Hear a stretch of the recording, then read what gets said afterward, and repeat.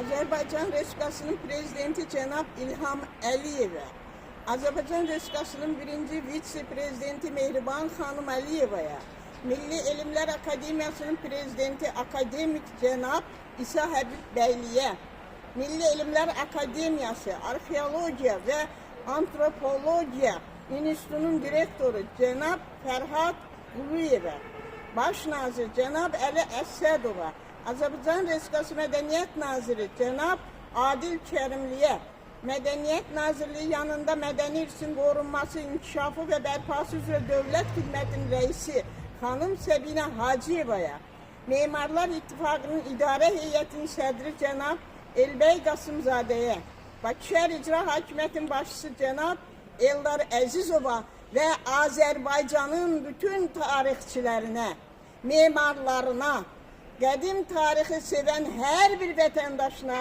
müraciət edirəm. Cənab Prezident, xanım birinci vitse-prezident, adları qeyd olunan məxsus şəxslər və vətəndaşlar, Azərbaycanda 2026-cı il şəhər salma və memarlıq ili elan edilməsi təqdirə layiq hesab edirik.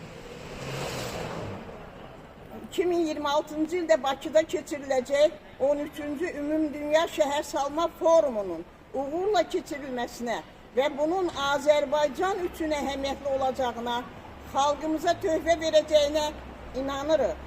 20-ci əsrin sonu və 19-cu əsrin sonu və 20-ci əsrin əvvəllərində formalaşmış unikal memarlıq silueti, sosial və mədəni yaddaşı ilə seçilən şəhər fragmenti olan Bayır şəhər ərazisi təkcə Bakı üçün deyil, həm də Azərbaycan və bütövlükdə Cənubi Qafqaz regionu üçün nadir tarixi urbanistik dəyərə malikdir.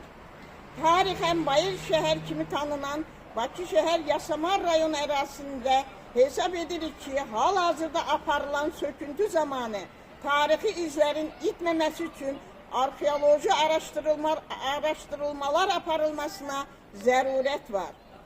Bildiyimiz kimi, orta əsrlərdə Bakı şəhəri yaşayış məskəni olub.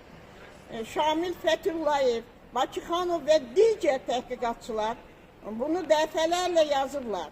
Hal-hazırda aparılan söküntü zamanı ərazidə çox saylı qalıqlar çıxması da bunun göstəricisidir.